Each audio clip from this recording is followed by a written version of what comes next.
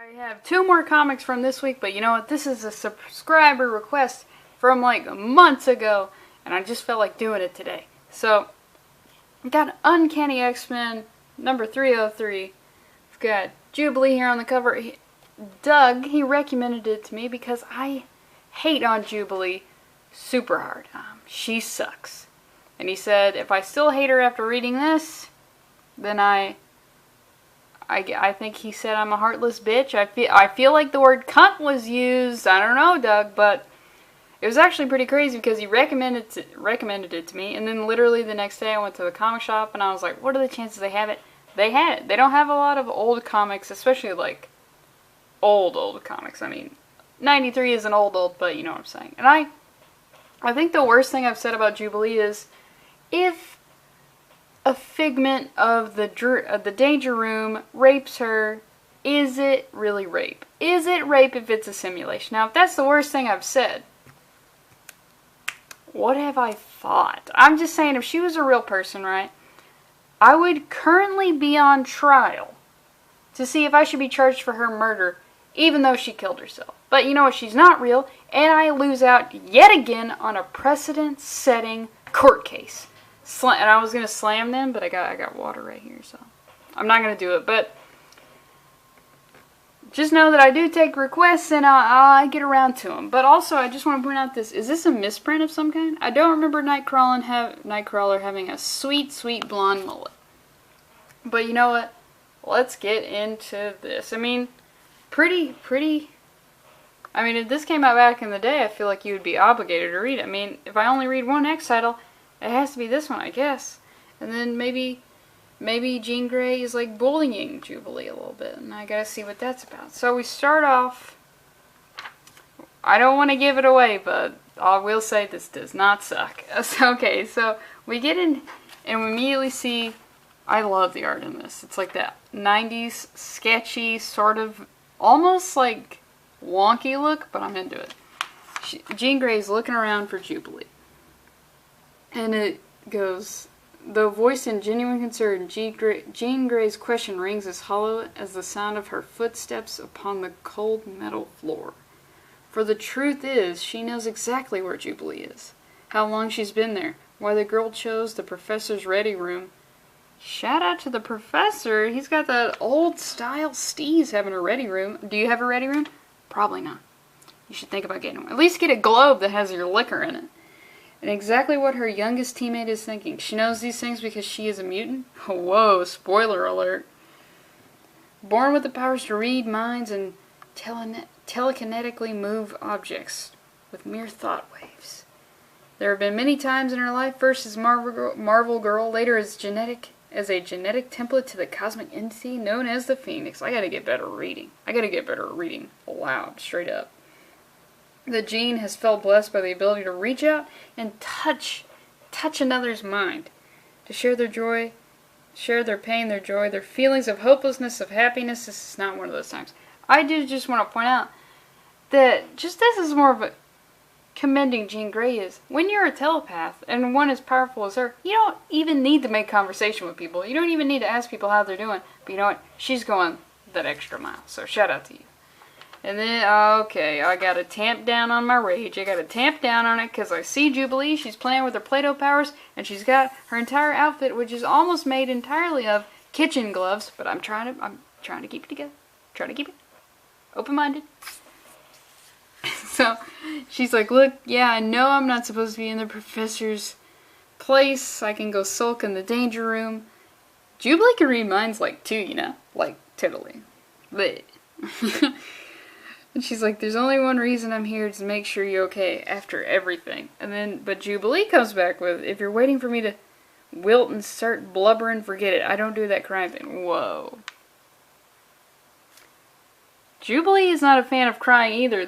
Oh man, I hate crying. I hate it. You literally gain nothing from crying. You just are creating more problems with your tears, so I'm onto it. But she says, but if you want to know what I'm thinking, I can sum it up in 2 words. Life stinks. Now, I feel like in 93, life did stink pretty hard, but due to odor-fighting technology, it's advanced, or life doesn't stink. It's just now people say that they want to die. That's like 20 years ago? Oh shit, 30. 30 years ago. Life stunk. Advancements in the technology. Now we all just want to die. But, you know, it's a little, it's about the sentiment, not necessarily the language with Jubilee, I'm finding. Jean Grey agrees with her, and she was like, you want to talk about it? And he's like, is that going to change anything? What? Jubilee is reacting almost the same way I would react after, you know, a tragic situation. I don't cry, and I don't want to talk about it, and I don't want to be bothered, and I want to go hang out in an old bald man's ready room. That's the way I grieve. That's the way I mourn. And so she's like, tell me how you feel, how you're doing. Fine. Sally Jean Grey Raphael. I get that reference, but man, these references, I feel like they're even dated for 93. And she's like, tell me how you're feeling. I don't want this shit to be about me. You tell me how you're feeling. But she tells her that she's concerned about her. She's like, I don't know why I should be surprised about everything that went down. I mean, this means something. I didn't really know what this is about when I read it. So the way they built it up is, wow, really good. Really good writing. You would not see this today. It's not like we didn't see it coming a mile away, but it's different when it actually happens, no matter what you do to psych yourself up.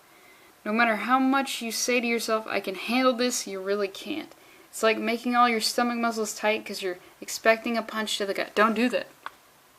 Don't do that. It's like when you think you're about to be in a car accident, go limp. That's why the drunk drivers, they always live. And they live to drink and drive another day. So if you're about to get punched, go slack. Just go slack. I mean, you'll look weird, but it'll hurt less. Then at the last second, life decides to kick you in the teeth. Wow, life getting some negative press in this comic. I mean, it was just, 6 hours ago? 6 hours ago, that was surprising me. I felt like we were maybe like a couple days, at least a week. It's like, holy shit. 6 hours ago, Jean Grey's prying already. And practically everybody was either still cleaning up in Texas, or hanging out in Japan with the head. You know Wolverine was with them. That fucking neckbeard. The whole mansion was as quiet as a... And then she says, it was real quiet. I feel like that's a movie moment, where like the kid is about to make like a colloquial, quiet as a church mouse thing, but then she comes back with it. It was real quiet. Real quiet. And I was like, okay, alright, I'm into this. So, I gotta skip a couple pages, so just look at this advertisement. But we see what the big deal is. Colossus's sister, Ilyana, is sick with some sort of virus. I think what do they call it? The mutant virus? They don't name it in this comic, I don't believe they said. I know I've read the name in some other comic, but my bad, I'm completely blanking on it. But she's in the lab. We've got Professor Xavier and Dr. McTaggart? Oh, it's close. I'm real fucking close, I gotta tell you.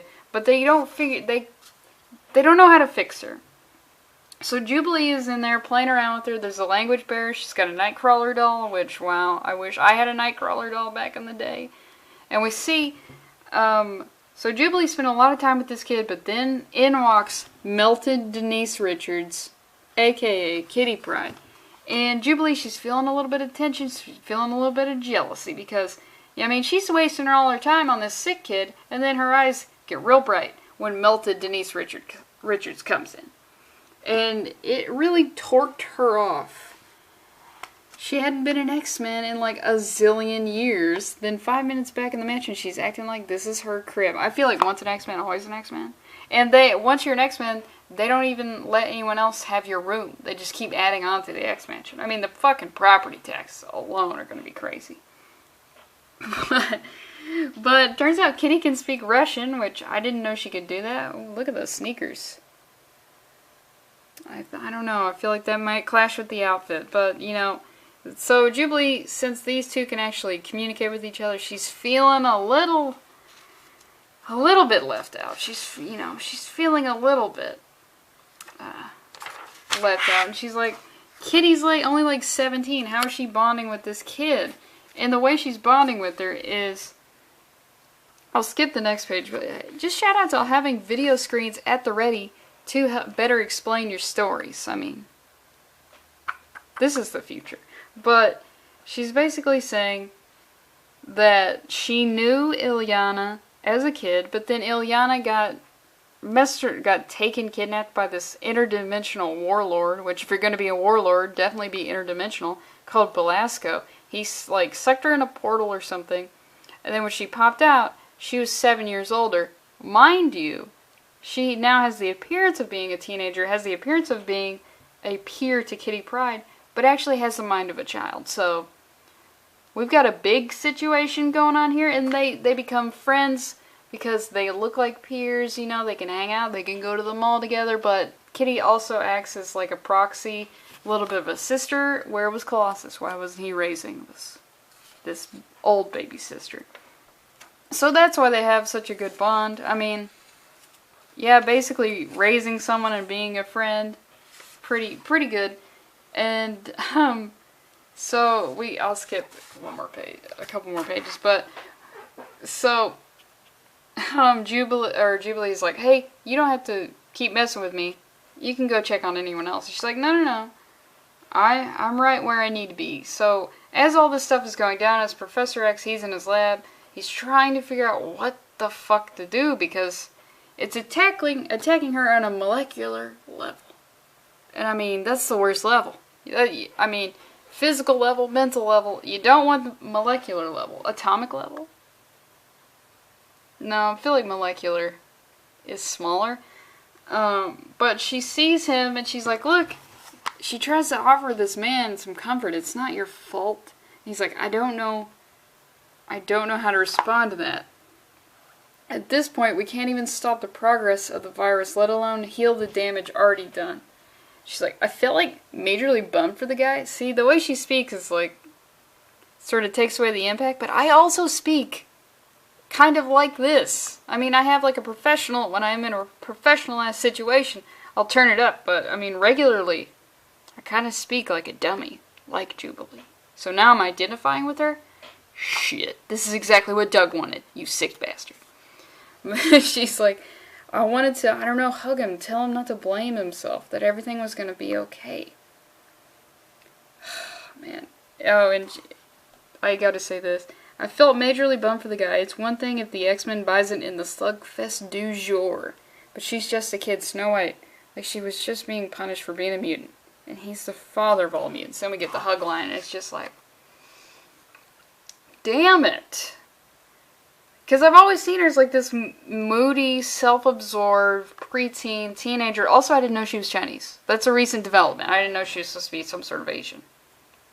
I mean, her and blue eyes? Are those contacts? Is she doing that thing with the tape where they make their own eye fold? That's a real thing. That's a real thing. Asian girls will sometimes put a piece of tape to create the illusion of an eyelid, because some of them don't have eyelids. And I was just like, it's like, what? That's too much. But then I also feel better if they have like creased eyelids. So I'm a little bit of a hypocrite. But seeing her just try to comfort, she was comforting the kid, and then she's also comforting Professor X. Like, she's trying to do some shit, and it's like she's seeing the situation around her, and damn you, Doug. I'm not crying. I'm fucking not. So, Jubilee, she realizes, she's like, you know what, you don't need me anymore. I'm gonna go to bed. I'm gonna go be myself, because fucking melted Denise Richards. And she's like, no, wait. The kid really likes you. And she's like, what are you gonna do, provide the subtitles? Something like that. And then so she reluctantly has a couple minutes to spare.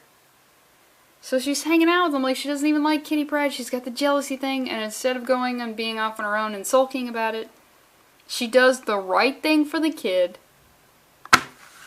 But you know what, let's win some great prizes. Well, okay, so I've got to scratch off on the thing and see what I've won. So and it should say, if I I gotta solve the clue, and I gotta be one of 1,000 people to answer correctly, and I'm gonna get at least 5 trading cards. I gotta send in my name. Oh, let's see what we can win. A lot of comics and cards, first place.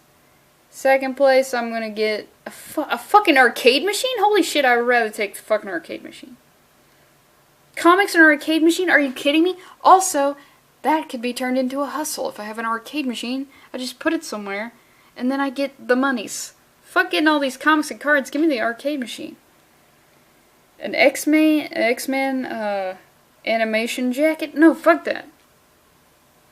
Next. 15 Sega Genesis? Holy shit, I don't even know 15 people. So that would be me connecting them all together and harnessing the power of 15 fucking Sega Genesis. Fifth place, 10? Still pretty goddamn good. Sixth place, a ton of videos. Fuck that. Give me the machine, give me the Segas. Okay, let's see if I won. Okay, answer this question. In what country was Magneto first tried for his crimes against humanity?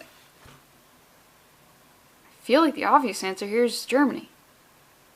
But I feel like that shit is too obvious. So,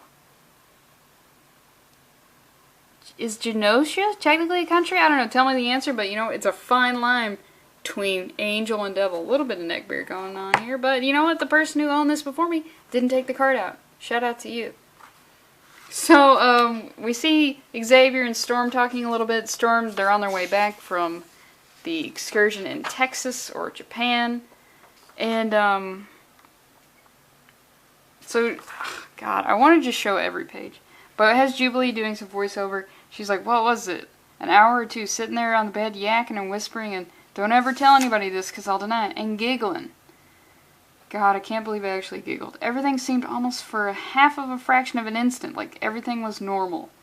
Truth, it was probably the first time since my 12th birthday that I felt less like a mutant and more like a girl. Oh my God. I can't take it.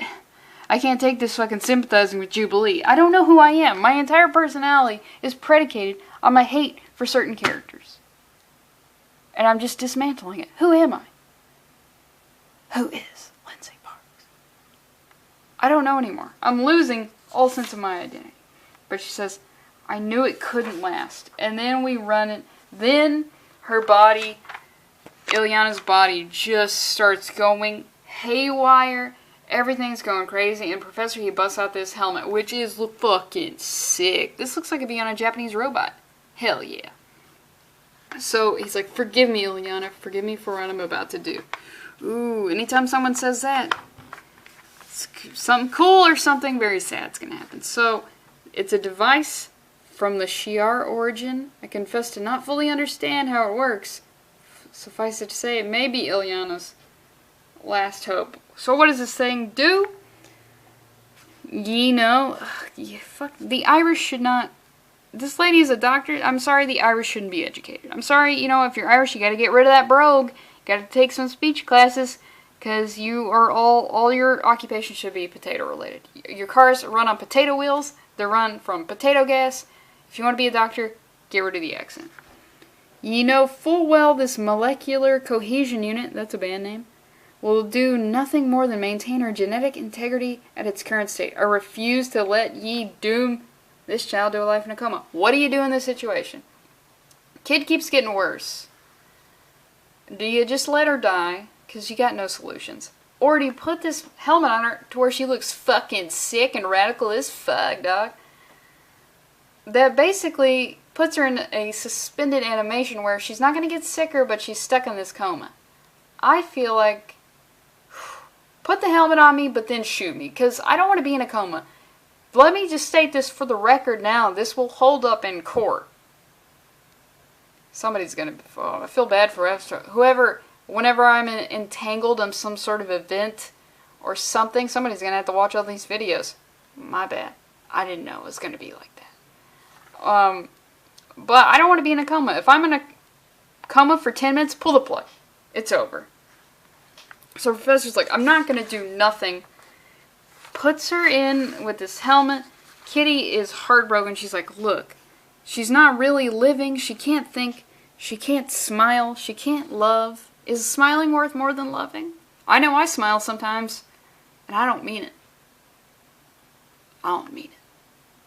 I definitely smile more than I love, though, but I don't mean it when I smile. So she's like, look, you can't do this to her, but it's already on her.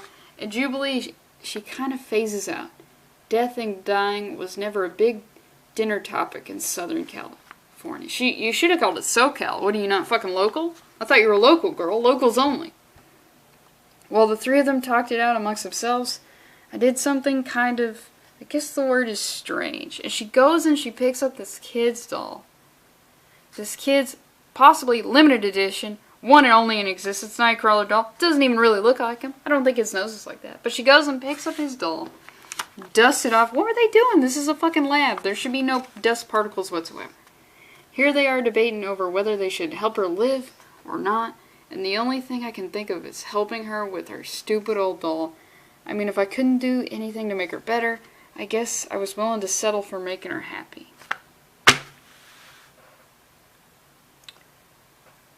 My God, it's not even over. It's not even over. It keeps... Fuck, the feels just keep on happening. So what does she do? Jubilee just sits there all night and just reads to her. Just reads to this kid. Reads in a language to her that she doesn't even understand. And then Colossus comes back. He's utterly heartbroken. And she keeps, oh God. Since I've been hanging with you guys, come on, focus. I gotta mix it up with brood things, sentinels, acolytes, and everything. So how is it you can save the world every morning pre-Wheaties? Shout out to Wheaties. Paid advertisement by Wheaties. Is Wheaties even still a cereal? But when it comes to saving one little girl, zip! Zippity-doo-dah, zippity-day. How could they not? How could you not save her, Professor X? You asked me when I'm feeling red. I gotta get a friend that has red hair. Like, straight up so I can call him red. Probably not, and I hate gingers, so it's a tough one. That's a tough one. I've been working on that one for a couple of years. I feel like I just want to be left alone. Straight up, Jubilee. I'm identifying with you, and I hate myself for it. Come here, Jubilee. We come into this world alone, and we stay the same way. The time we spend in between, time spent alive, sharing, learning together, is all that makes life worth living. And then she's holding her in a brace. That's more reminiscent. I mean, this one, she's like, you know, Jubilee's not one looking for, you know, some tactile comfort. But this one, yeah, she's turning more inward to her. And it's just like, come on, man. Why did you do this to me, Doug? Why?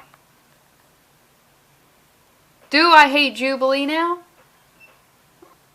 Look, on the streets, I'm going to keep saying that I hate her, alright? I got a rep to protect. People know me. They see me on the streets. They're like, oh, there's Lindsay. She is funny and hates Jubilee. Hates her. And I can't, I mean, it took me decades to build that rep, so I'm not going to completely shatter it. But you know what? This is the first time I've seen her as like a three-dimensional person dealing with hard stuff. This is like, when you read a comic like this, I feel like the only person watching right now is Doug. So thanks for sticking in, Doug. But I feel like when you read a comic like this is when it clicks. This is when everything that's happening in comics right now, this is when you feel real bad. This is when you feel a little bit just sad for the industry, because this is what it could be. This is, I mean, you still need the fun, light adventure comics, but this like powerful, impactful type of comic, like if I would have read this when I was like 13, oh my God. I can't even imagine. I don't even know if I could have handled it. I needed it. I needed this comic. But I don't know if I could have handled it. But this just is like, this is the level of impact that comics can have. And I feel like we do not have it right now. So you know what, Doug? Thanks for the recommend. But I gotta take a Jubilee break after that one. I gotta go do some soul searching. So I don't know who I am anymore.